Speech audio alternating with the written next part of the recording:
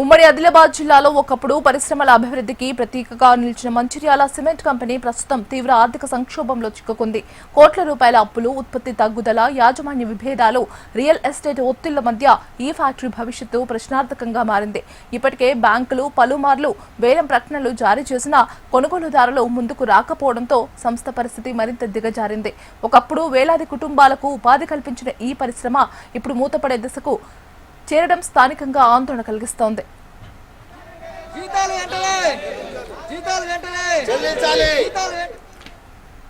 మంచిర్యాల పట్టణ సమీపంలో హైదరాబాద్ నాగ్పూర్ జాతీయ రహదారి పక్కన ఉన్న సిమెంట్ కంపెనీ దాదాపు 6 దశాబ్దాలకు పైగా చరిత్ర కలిగి ఉంది. 1958లో అసోసియేటెడ్ సిమెంట్ కంపెనీస్ ఆధ్వర్యంలో ఈ ప్లాంట్ ఏర్పాటైంది. సుమారు 350 ఎకరాల విస్తీర్ణంలో రోజుకు 1000 టన్నుల సిమెంట్ ఉత్పత్తి సామర్థ్యంతో ఈ పరిశ్రమను నిర్మించారు. ఈ పరిశ్రమ అప్పట్లో తెలంగాణ ప్రాంతంలో ప్రముఖ సిమెంట్ తయారీ కేంద్రంగా గుర్తింపు పొందింది.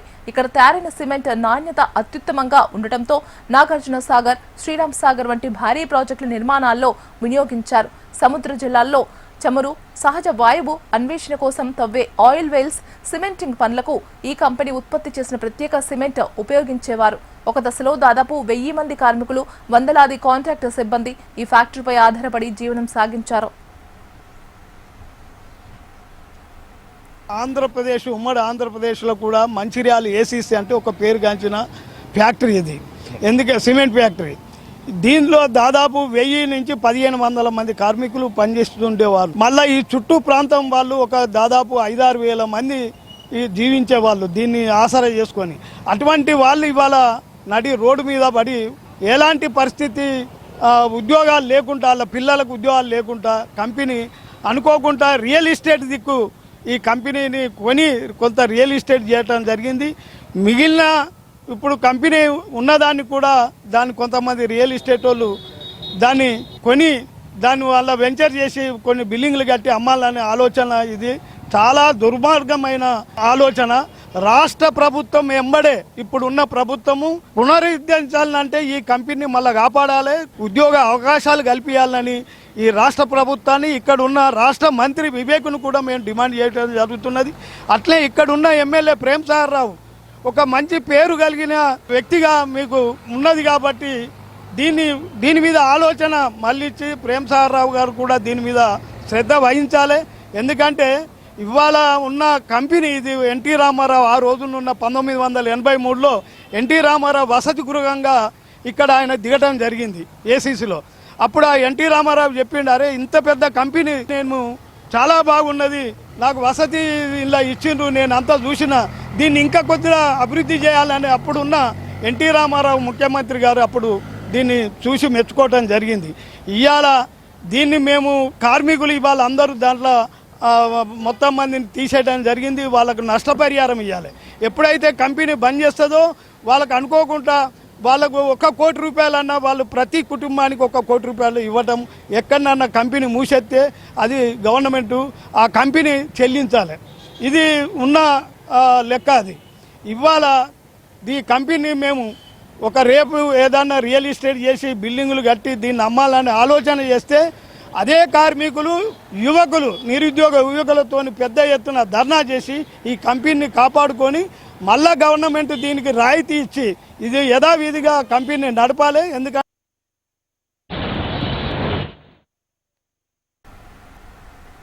అయితే 2000 సంవత్సరం తర్వాత పరిస్థితులు మారాయి. ఉత్పత్తి వ్యయాలు పెరగడం, మార్కెట్ పోటీ, యంత్రాల పాతబడిపోవడం, నిర్వహణ లోపాలు కారణంగా సంస్థ నష్టాల్లోకి వెళ్లింది. దీంతో 2006లో ఏసీసీ సంస్థ ఈ ప్లాంట్ను కొంతమంది స్థానిక వ్యాపారాలకు విక్రయించింది.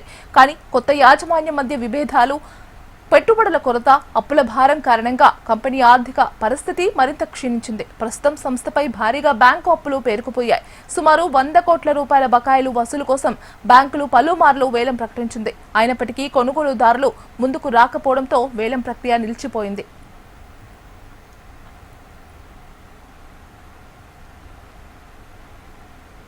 మేము ఇప్పుడు ఏమంటున్నామంటే ఇవాళ ఈ రాష్ట్రంలో కాంగ్రెస్ ప్రభుత్వం వచ్చిన తర్వాత ఇది ఓపెన్ అవుతుంది అనుకున్నాం. ఇక్కడ ఉన్నటువంటి నిరుద్యోగ యువకులకు ఉపయోగపడుతుంది అనుకున్నాం. కానీ యథావిధిగా అదే పరిస్థితి ఇక్కడ కొనసాగుతున్నది.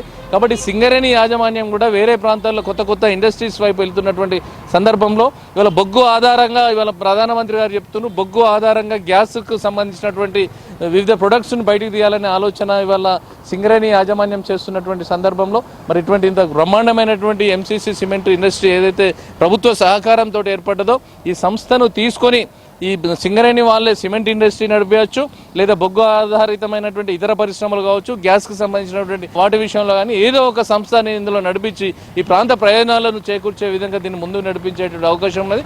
కానీ రాష్ట్ర ప్రభుత్వము ఇంత పెద్ద ఇండస్ట్రీ మూతపడ్డా కూడా దున్నపోతు మీద వాన పడ్డట్టు గతంలో ఉన్నటువంటి బీఆర్ఎస్ పార్టీ వారి సామాజిక వర్గానికి సంబంధించిన వాళ్ళు ఉన్నారు కాబట్టి వాళ్ళు పట్టించుకోకపోవడం మూలంగా ఇది మొత్తం కంపెనీ మొత్తం కూడా మూతపడ్డది. మరి ఇవాళ రెడ్ల ప్రభుత్వం వచ్చింది, వీళ్ళన్నా కనీసం ప్రజల ప్రయోజనాల కోసం పనిచేస్తారేమంటే వాళ్ళు కూడా బీఆర్ఎస్ బాటలోనే పోయి ఇండస్ట్రీ తెరిచేటువంటి ఆలోచన లేకుండా రియల్ ఎస్టేట్ వైపు పోయే పరిస్థితి ఉన్నది. కాబట్టి ఇప్పటికైనా ఈ ప్రాంతంలో ఉన్నటువంటి మంత్రి వివేక్ గారు మరి వేల కోట్ల రూపాయలతోటి వేరే ప్రాంతాల్లో ఇండస్ట్రీస్ పెడతారు, విదేశాల్లో ఇండస్ట్రీస్ పెట్టేటువంటి వివేక్ గారు మరి ఇటువంటి సిక్కు కాలే ఉద్దేశపూర్వకంగా దీన్ని మూసేసినటువంటి ఇండస్ట్రీని టేక్ ఓవర్ చేయాలి, ప్రభుత్వమే టేక్ ఓవర్ చేయాలి, ఔత్సాహికులకు పిలుపునియాలి. ఇక్కడ ఇతర ఫ్యాక్టరీని దీన్ని నిర్మాణం చేసి నడిపించినట్టే న్యూ టెక్నాలజీ తోటి సిమెంట్ ఇండస్ట్రీస్ నడిపించినట్టయితే ప్రభుత్వ అవసరాలకే విపరీతమైనటువంటి సిమెంట్ అవసరం ఉన్నది, చుట్టూ ముడి సరుకులు ఉన్నాయి కాబట్టి ప్రభుత్వమే దీన్ని రన్ చేసినట్టయితే ఈ ప్రాంత ప్రయోజనాలు బాగుపడతాయి.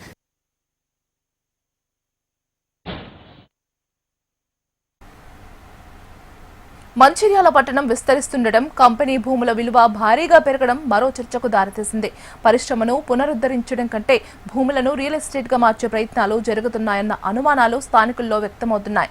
పరిశ్రమ కొనసాగితే వేలాది మందికి ఉపాధి లభిస్తుందని, మూతపడితే మంచిర్యాల పారిశ్రామిక గుర్తింపు దెబ్బతింటుందని కార్మిక సంఘాలు ఆందోళన వ్యక్తం చేస్తున్నాయి. ఒకప్పుడు పరిశ్రమల పురోగతి చిరునామాగా నిలిచిన మంచిర్యాల సిమెంట్ కంపెనీ ఇప్పుడు అప్పుల ఊబిలో కూరుకుపోవడం కార్మికుల్లో ఆందోళనను కలిగిస్తోంది. ఉత్పత్తి నిలిచిపోవడంతో వందలాది కుటుంబాలు ఉపాధి కోల్పోయారు. ప్రభుత్వమే జోక్యం చేసుకుని పరిశ్రమను కాపాడాలని కార్మిక సంఘాలు డిమాండ్ చేస్తున్నాయి.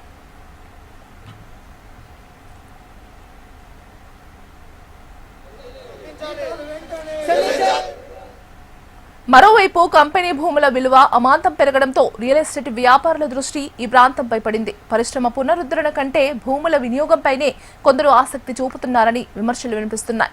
దశాబ్దాల చరిత్ర కలిగిన ఈ పరిశ్రమకి మళ్లీ పునర్జీవనం వస్తుందా లేక పూర్తిగా చరిత్రలో కలిసిపోతుందా అన్నది ఇప్పుడు ఆసక్తిగా మారింది.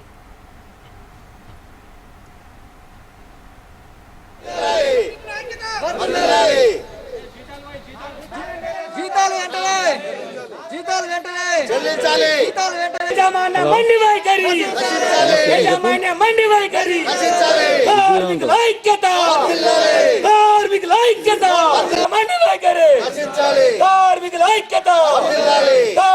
ఐక్యత